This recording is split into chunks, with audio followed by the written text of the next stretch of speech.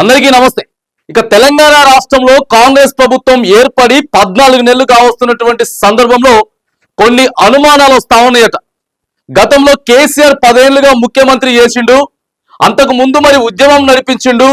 ఉద్యమం నడిపించిన తర్వాత తెలంగాణ వచ్చిన తర్వాత 10 ఏళ్లు బీఆర్ఎస్ పార్టీ పరిపాలించినప్పుడు ఉన్నటువంటి అధికారులే ఇప్పుడు కాంగ్రెస్ ప్రభుత్వం పనిచేస్తున్నప్పుడు కూడా ఇదే అధికారులు ఉన్నారు. ఈ అధికారులంతా కూడా అధికారులలో కొందరు ఇప్పటికీ కూడా కేసీఆర్ కి కానీ బీఆర్ఎస్ కి సంబంధించినటువంటి గతంలో పనిచేసిన ఎమ్మెల్యేలకు కానీ ఎంపీలకు కానీ కోవట్లుగా పనిచేస్తా ఉన్నారా? ఇప్పుడు రేవంత్ రెడ్డి ప్రభుత్వంలో కేసీఆర్ మనుషులే ఉన్నారా అనేది ప్రధానంగా సోషల్ మీడియాలో వినపడుతున్నటువంటి చర్చ. ఇక ఆ చర్చకి కొంత ఆద్యం పోశారు మధు యాష్కి గారు. ఇలా క్లియర్ గా చెప్తా ఉన్నాడు మధు యాష్కి గారు. సోషల్ మీడియాలో మొత్తం అంతా సోషల్ మీడియాలో సర్క్యులేట్ అవుతా ఉన్నది. రేవంత్ రెడ్డి ప్రభుత్వంలో మా ప్రభుత్వంలో కేసీఆర్ కి సంబంధించినటువంటి మనుషులు కోవట్టులు ఉన్నారు. అది రాజకీయ నాయకులు కానీ లేకపోతే అధికారులు కానీ, అది కూడా పై స్థాయి అధికారులు కానీ మొత్తం కూడా కేసీఆర్ కి చేరవేసేటటువంటి ప్రయత్నం చేస్తా ఉన్నారు మొదటి నుంచి కూడా. ఎందుకంటే 10 సంవత్సరాలు ఒక పార్టీ అధికారంలో ఉన్న తర్వాత అధికారులందరినీ కూడా ఎంతో కొంత మచ్చిక చేసుకునే వాళ్ళు ఉంటారు. ఆ తర్వాత వ్యక్తిగతంగా కూడా కేసీఆర్ తెలంగాణ కోసం కొంత కొట్లాడిండు, ఉద్యమాన్ని నడిపించిండు. కాబట్టి అక్కడ కూడా కొద్దిగా ఫేవర్ చేసేటటువంటి ప్రయత్నం అభిమానులు కూడా ఉంటారు కేసీఆర్ కి. సో ఇప్పుడు కూడా అట్లనే ఉన్నారా అనేది ఇలా మధు యాష్కి గౌడ్ అయితే క్లియర్ గా చెప్తా ఉన్నాడు. ఇక రేవంత్ రెడ్డి గారు కూడా ఒక 4 రోజుల క్రితమే ఐఏఎస్ అధికారులందరూ కూడా స్ట్రిక్ట్ గా పనిచేయట్లేదు, వీకెండ్స్ ఎంజాయ్ చేస్తా ఉన్నారు, వాళ్ళ వ్యక్తిగత పనులే ఎక్కువగా చేస్తా ఉన్నారు అనేది మరి అక్కడ కూడా ఎంతో కొంత అనుమానం వచ్చింది. ఎందుకంటే ఒక జిల్లాకి సంబంధించినటువంటి బాస్ నే మరి అధికారే పనిచేయట్లేదు అని అంటే, ఒక ముఖ్యమంత్రి స్థాయి వ్యక్తి ఆ మాట మాట్లాడిండనంటే దాని వెనక ఆయన మనసులో కూడా ఇప్పటికీ ప్రభుత్వ అధికారులు కేసీఆర్ కి ఇన్ఫర్మేషన్ ఇస్తా ఉన్నారు, ఇప్పటికి కూడా ఉన్నారు అనేది ఇంటెలిజెన్స్ డిపార్ట్మెంట్ ద్వారాగా. ఎందుకంటే గతంలో ఏ పని చేసినా కూడా ప్రభుత్వం ఏదైనా పని చేయబోతా ఉన్నది. For suppose Rythu Bharosa first 15,000 ఇస్తామని చెప్పారు. రైతు భరోసా ఫస్ట్ 15,000 ఇస్తామని చెప్తే వీళ్ళకి 15,000 ఇస్తామని చెప్పారు కదా. 15,000 ఇస్తామని చెప్పిన తర్వాత ఎమ్మటే దీనికి సంబంధించినటువంటి బీఆర్ఎస్ నాయకులంతా కూడా వాళ్ళనే 15,000 ఇస్తారా బాబు, వాళ్ళు 15,000 ఇయ్యలేరు, వాళ్ళు దాన్ని చూడండి చిన్నగా 12,000కో లేకపోతే 11,000కో తీసుకొచ్చేటటువంటి ప్రయత్నం చేస్తారని చెప్పి వీళ్ళు ఇంకా నిర్ణయం తీసుకోకముందే, కాంగ్రెస్ ప్రభుత్వం 12,000 అని చెప్పి నిర్ణయం తీసుకోకముందు, తీసుకోవడానికి 1 రోజు 2 రోజుల ముందే బీఆర్ఎస్ వాళ్ళంతా కూడా 12,000 వాళ్ళు ఇస్తారని చెప్పి చెప్తున్నారు. అక్కడ కొద్దిగా డౌట్లు వస్తా ఉన్నాయి.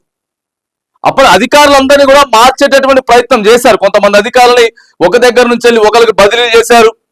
ఆ తర్వాత కాన్వాయ్ని కూడా మార్చేటటువంటి ప్రయత్నం చేశారు. కేసీఆర్ అప్పుడు మొత్తం కూడా వైట్ కార్లలో తిరిగిండు. వైట్ కార్లలో 6666 వేసుకొని తిరిగితే వచ్చిన తర్వాత వాటి ఇచ్చుకొని 2-3 నెలల్లోనే మొత్తం మార్చి బ్లాక్ కాన్వాయ్ పెట్టుకున్నారు. అధికారులను కూడా కొద్దిగా మరి చూసేటటువంటి ప్రయత్నం, అధికారుల వైపు చూసేటటువంటి ప్రయత్నం కూడా ఇవన్నీ చేసిన తర్వాత మధు యాష్కి గారు ఎప్పుడు చూసినా కూడా పర్ఫెక్ట్ గా మాట్లాడుతా ఉన్నాడు.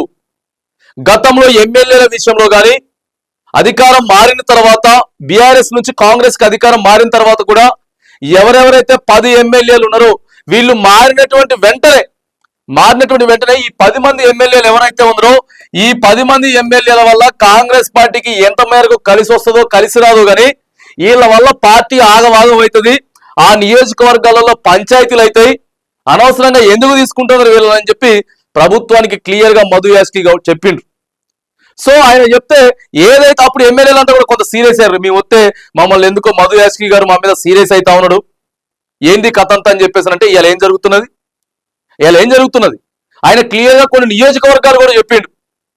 పోతే పటాన్ చెరువులో పంచాయతీ అయితే జగిత్యాల క్లియర్ గా చెప్పిండు. అక్కడ ఉన్నటువంటి ఎమ్మెల్సీ జీవన్ రెడ్డి, ఎమ్మెల్యే సంజయ్ కుమార్, వీళ్ళిద్దరికి పంచాయతీ గట్టిగా అవుతుందని చెప్తే జగిత్యాలలో మధు యాష్కి గారు ఆ రోజు ఏ మాట అయితే చెప్పిండ్రో జగిత్యాలలో అదే పంచాయతీ ఉన్నది. ఈ పార్టీ మారిన తర్వాత వీళ్ళ దాంట్లో తర్వాత పటాన్ చెరువు అదే పరిస్థితి, భద్రాచలం అదే పరిస్థితి, ఆడపోతే బాన్సువాడ పోచారం శ్రీనివాసరెడ్డి అదే పరిస్థితి, బాన్సువాడ అదే పరిస్థితి.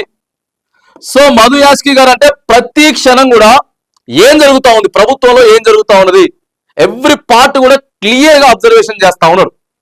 పార్టీ మార్పు కానీ లేకపోతే హైడ్రా విషయంలో కానీ అధికారులు ఎప్పుడు ఎవరికి ఇన్ఫర్మేషన్ ఇస్తున్నారా లేదనేటటువంటి విషయాన్ని కూడా క్లియర్ గా ప్రభుత్వం అయితే ఇంటెలిజెన్స్ డిపార్ట్మెంట్ ని పంపిస్తున్నట్టు, ఎవరెవరైతే మరి ఎక్కడెక్కడ ప్రధానంగా ఇంటెలిజెన్స్ డిపార్ట్మెంట్ కూడా మొత్తం పంపిస్తున్నట్టు కనపడతా ఉన్నది. ఎందుకనంటే పేజీలలో సీఎం పేజీ సెక్రటరియట్ ప్రధానంగా ఏ ఇన్ఫర్మేషన్ లీక్ కావాలన్నా కూడా ఫస్ట్ సచివాలయం నుంచే జరుగుతుంది. ఎందుకంటే సచివాలయంలోనే క్లియర్ గా నిర్ణయాలు తీసుకుంటారు. ప్రభుత్వం చాలా కీలకమైనటువంటి నిర్ణయాలు తీసుకుంటుంది. ఒక మీటింగ్ ని ఏర్పాటు చేసి కీలకమైనటువంటి నిర్ణయాలు తీసుకొని అది ప్రెస్ మీట్ పెట్టి డైరెక్ట్ గా ప్రతిపక్షాలకి షాక్ ఇచ్చేటటువంటి ప్రయత్నాలు ప్రభుత్వాలు చేస్తూ ఉంటాయి. కానీ సెక్రటరియట్ నుంచే ఇన్ఫర్మేషన్ ఎంతో కొంత లీక్ అయిపోతా ఉంది ప్రతిపక్షాలకి. ప్రతిపక్షాలు షాకులు పక్కగా పెడితే వాళ్ళకే ముందు తెలుస్తున్నది, షాకుల్లో వెళ్ళామని వాళ్ళకే ముందు తెలుస్తున్నది.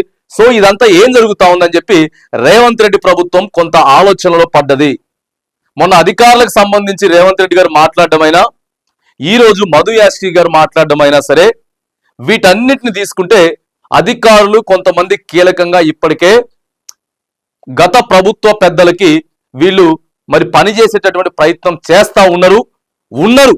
ఇక పేర్లు కొద్దిగా చెప్తలేరు కానీ, అటు చెప్తలేరు కానీ ఉన్నారు అనేటటువంటి కన్ఫర్మేషన్ కి అయితే మరి కాంగ్రెస్ సంబంధించినటువంటి పెద్దలంతా కూడా కొద్దిగా వచ్చినట్టే సోషల్ మీడియాలో మరి చర్చ జరుగుతా ఉంది. ఇక చూడాలి, ఎందుకంటే ఇంటెలిజెన్స్ రిపోర్ట్ ఏమి ఇవ్వబోతా ఉంది, లేకపోతే వాళ్ళ ఫోన్ల ఆధారంగా కానీ లేకపోతే ఎట్లా డేటా సేకరించబోతా ఉంది, ప్రభుత్వానికి సంబంధించినటువంటి విషయాలు ముందే ఎట్లా ప్రతిపక్షానికి తెలుస్తా ఉన్నాయి అనేది ఇంటెలిజెన్స్ మాత్రానికి అప్పజెప్పిరు అనేది అయితే కొంత వినపడుతున్నటువంటి చర్చ. మరి చూడాలి ఎలా ఏ అధికారులు ఉన్నటువంటి ఏ రాజకీయ కాంగ్రెస్ లో ఉన్నటువంటి రాజకీయ నాయకులే లేకపోతే బీఆర్ఎస్ మీద గెలిచి కాంగ్రెస్ లోకి వచ్చినటువంటి ఎమ్మెల్యేలు ఏమన్నా మళ్ళీ అక్కడ ఇన్ఫర్మేషన్ ఇచ్చేటటువంటి ప్రయత్నం చేస్తా ఉందిరా, లేకపోతే పెద్ద స్థాయి అధికారులే ఇగో ప్రభుత్వం ఈ నిర్ణయం తీసుకోబోతా ఉంది, ఈ పథకాన్ని ఇవ్వబోతా ఉంది అని చెప్పి మరి ముందే చెప్పబోతా ఉందిరా అనేటటువంటి విషయాన్ని కూడా మరి చూడాలి.